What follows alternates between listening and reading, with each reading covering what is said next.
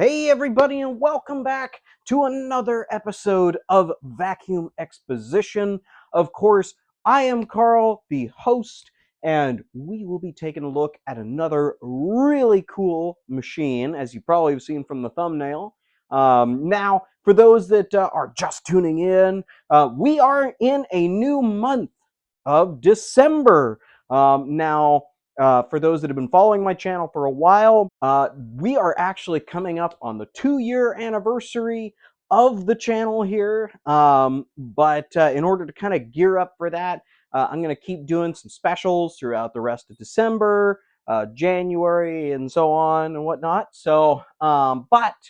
Uh, Either way, I digress a tad because we are in the month of December. We are in the month of Christmas and Hanukkah, Kwanzaa, and any other holidays for the season. Of course, New Year's following them. But we are getting into another holiday season right now, and what better way than to do another special? I started it last week with that Elite twin chamber soft guard turbo power 4900. Another really fun video to make, and it looked like a lot of you really enjoyed that one. So I'm going to keep my eyes open for more machines kind of like that, because it did seem that a lot of people wanted to see more of it. But what I am doing for the month of December, I'm so sorry I keep getting off track, but for the special for December, I am doing each week a machine that I have put under my Christmas tree this year. Each year, I get myself a couple of machines as a gift to myself, just kind of a capping off the year.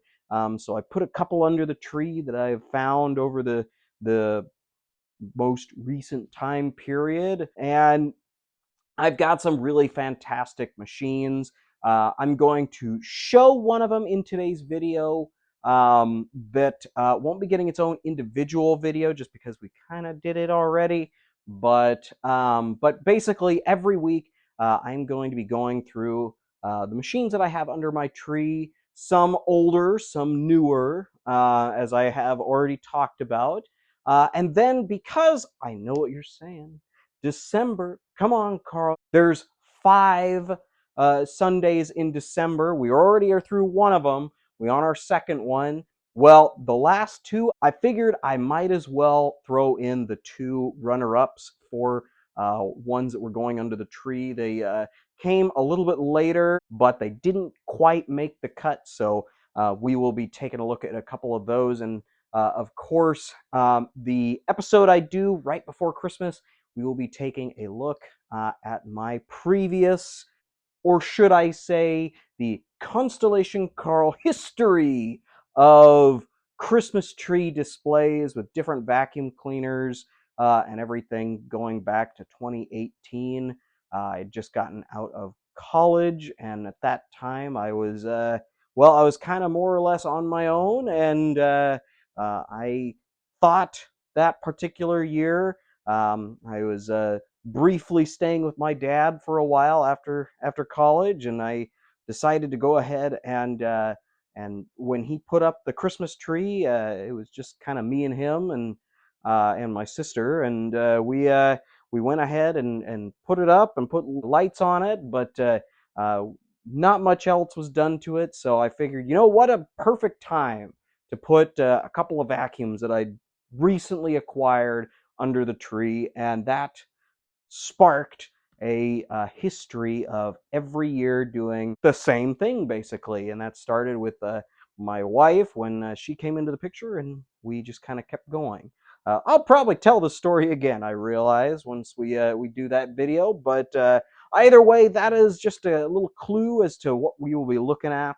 Now, today, of course, we have another machine that I got uh, within the past couple of months that was one that I wasn't quite sure if it was going to go on under the tree, and the more I looked into it, the more I just really, really seemed to like it. So let's get into our video for today and take a look at another really cool machine.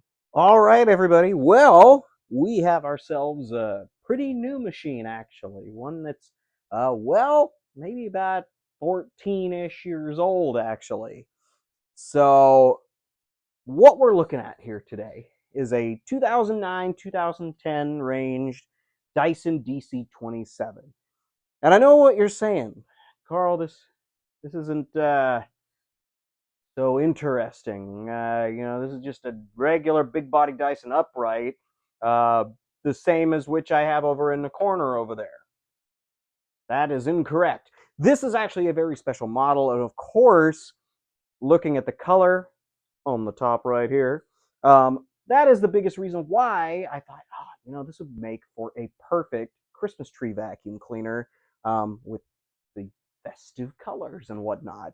I do try to emphasize the colors of Christmas when I do my tree pictures, but sometimes you just kind of get some randoms in there. But either way, this fantastic Dyson, while it may look like run of the mill DC-17 upright, this particular model is actually very, very special, and I'll go into that in a sec. Now, before we get into this one, we must go a model ahead numerically, but a little older than this particular one. Now, when it comes to Dysons, the model numbers are confusing in a way. And I say that because this is the DC-27. This actually came out or around the same time as the DC-28, but that is confusing, which I can understand would be confusing. Why would you have machines with numbers that get higher and then go back to lower ones? Well, before you get too lost on that rabbit trail, Hoover did the same thing. If you look at the 60 series, you also had the corresponding 20 series that went along with that. The 25, 26, 27, 28, and then you jump through the 60 series, and then midway somewhere down the line you had a 29. This particular thing reminds me of that. Oddly enough, the 29 was the only maroon out of the 60 series or the 20 series, depending on who you ask. But this particular machine was actually a very short-lived machine, unfortunately, and I'll get into that in a little bit. But before that, we must talk about the DC-28. The DC-28 animal, the air muscle, if you will, was a machine that Dyson introduced. I'll show a picture one right here, actually.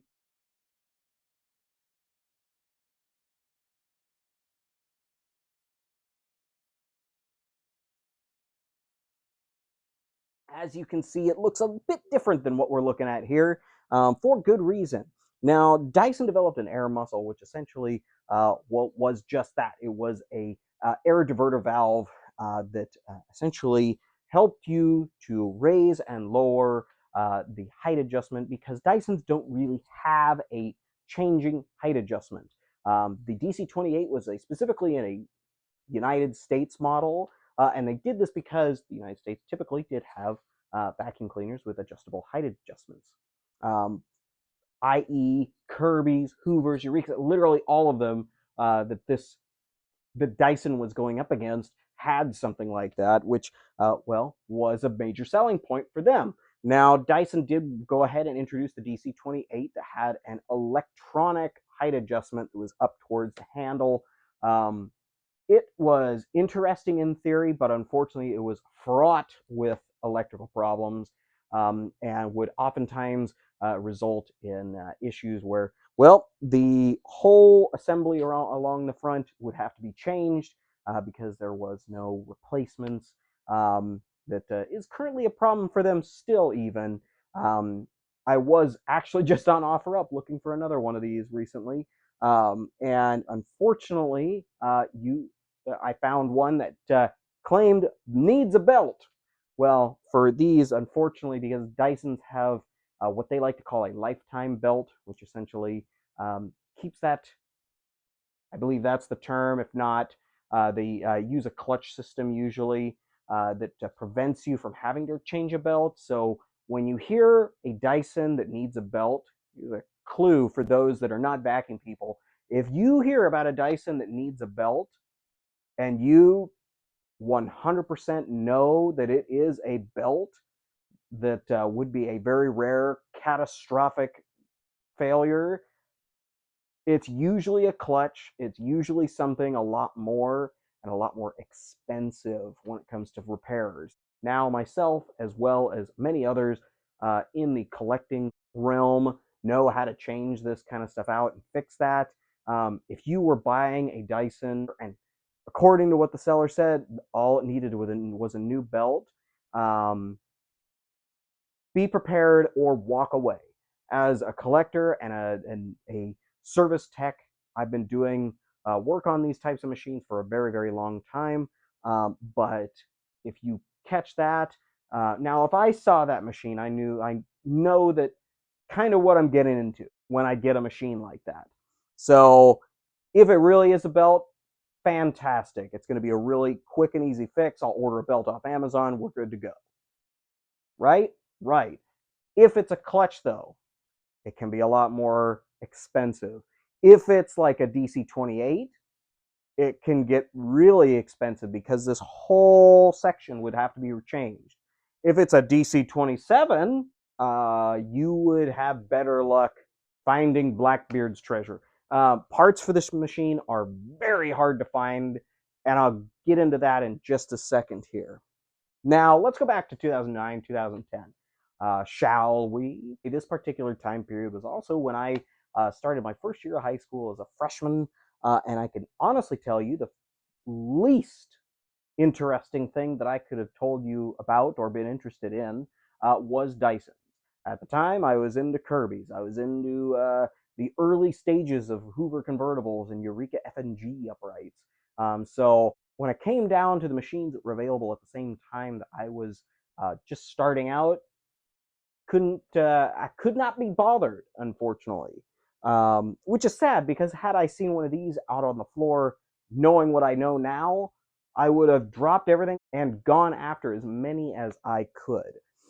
Now, the DC-28, as I was talking about earlier, it was fraught with issues, as well as issues with the brush roll and with the air muscle. Of course, you were having a lot of weird problems that people didn't necessarily want to go ahead and spend the money to repair, especially when you just spent upwards of $600 or $700 on a vacuum cleaner that was supposed to be well, durable to say the least. Now, the DC-27 was essentially the replacement for the DC-28.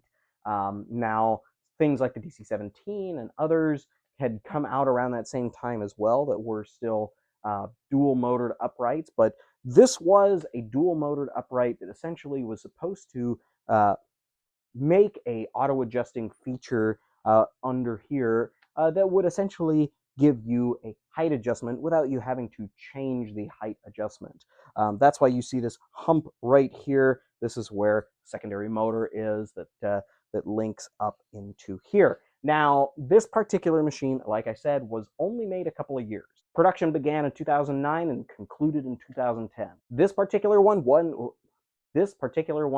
built in 2010, so it probably was one of the last production models. You wouldn't have seen this really in any catalog ordering in the United States. You would have more likely seen them in subscription-based bulk sales type stores like Costco, Sam's Club, places like that.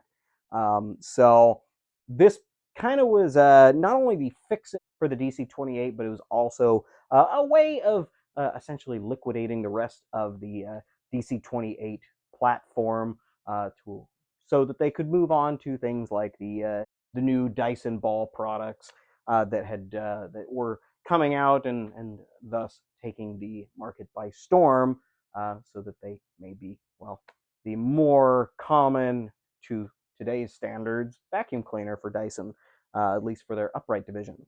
So this machine is pretty rare. It is a very interesting machine. It was advertised as, well, essentially the replacement, the bigger brother, the machine you wanted if you had a DC-28.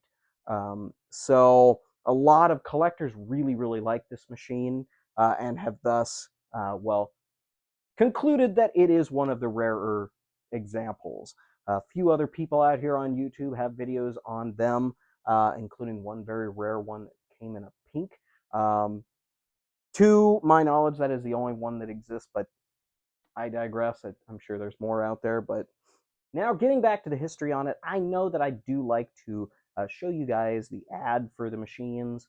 Um, I looked for weeks and I could not find any ads whatsoever of this machine.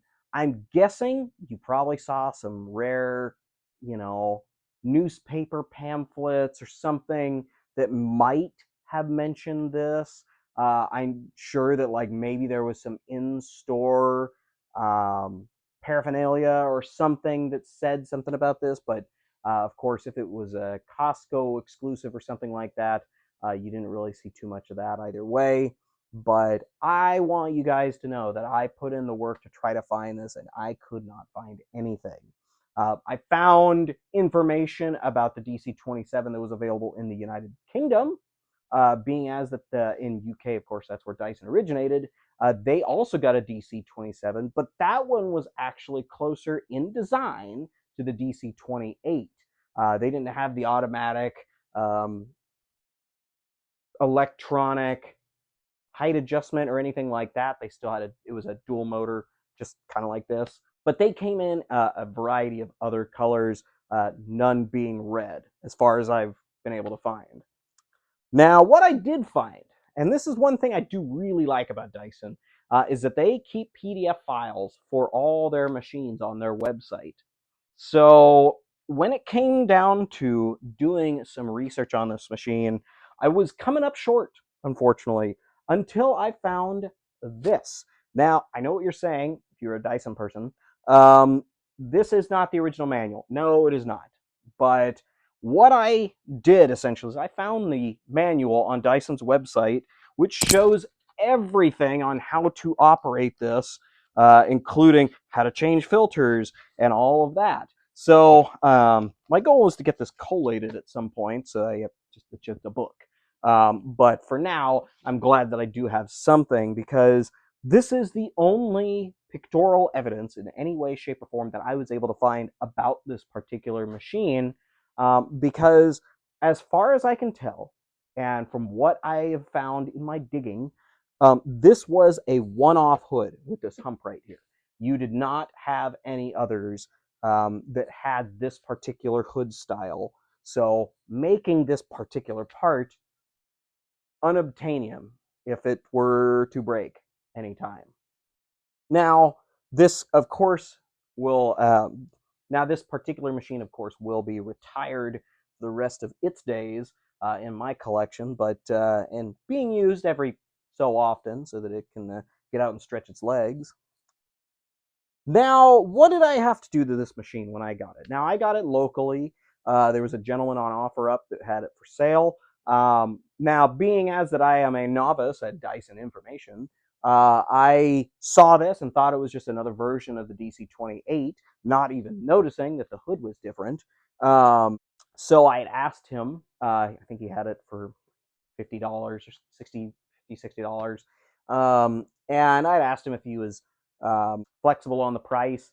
After some negotiating, we agreed on the terms of $40 for the machine. Unfortunately, it was missing most of its attachments. And I'll turn the machine around real quick. So with the big body Dysons, you usually got a couple different options. Unfortunately, these were both missing when I got it. Thankfully, I did have some spares, but it was missing the upholstery tool as well as the dusting brush crevice tool combination right here. It did have a crevice tool that looks quite a bit different than the one that it would have come with, because it's quite a bit longer. But I figured I would just keep that with it because that's what it came with. So overall, though, after doing a little bit of cleanup, a bit of polishing on the hood, just to get it kind of presentable, as well as doing a little bit of scuff removal and whatnot, this machine actually came out really, really well. And of course, it was a local find. And for those that don't know, I love my local finds.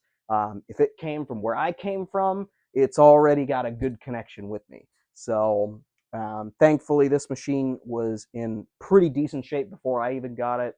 But when I got it, it was quite a mess. Of course, it was all scuffed up and totally covered in sawdust, because Unfortunately, the gentleman that had it for sale left it in his garage, and it had been for sale for so long that, well, it got covered in sawdust from a project that he was doing.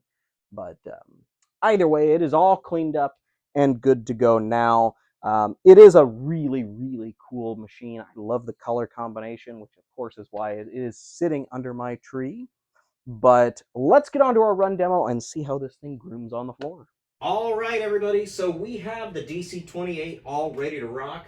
It's all plugged in, so let's see how it does.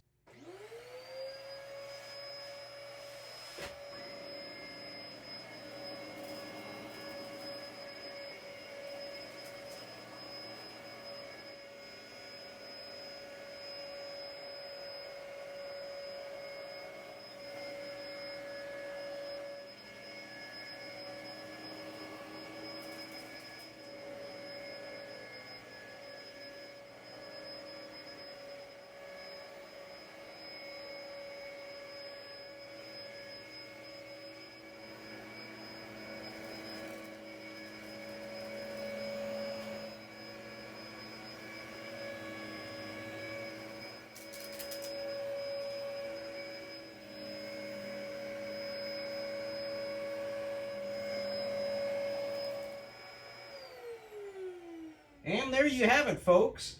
The tremendous cleaning power of the Dyson DC-27 Total Clean from 2010. So, thanks for watching this little run demo. Well, everybody, thank you. Well, everybody, I hope you all enjoyed our little run demo for today. This machine just does so well on the floor, and it does groom the carpet very, very well, that I love bringing this kind of stuff out. Of course, right now, my current daily driver is that DC-33 I found back there.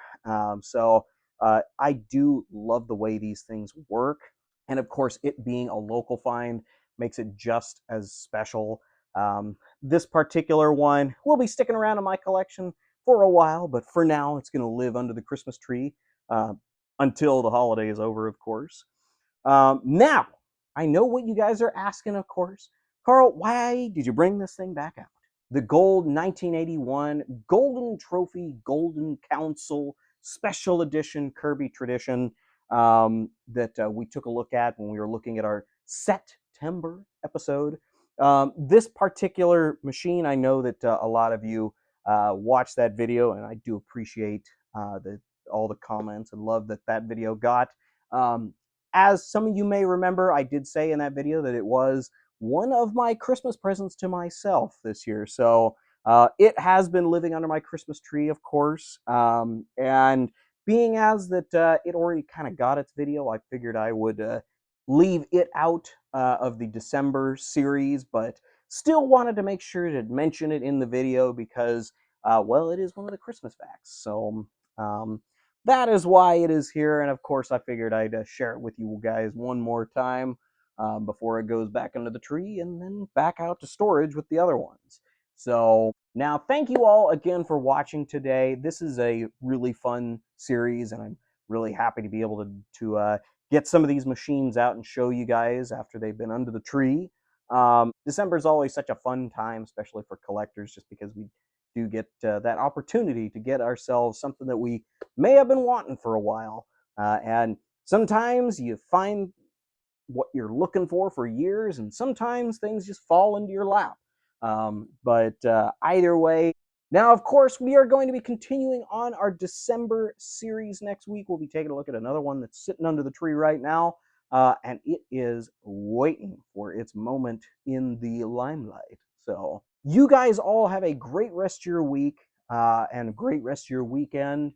And we will catch you again, same place, same time, same guy, different vacuum or vacuums. And we will see you again next week. Have a great rest of your day, y'all.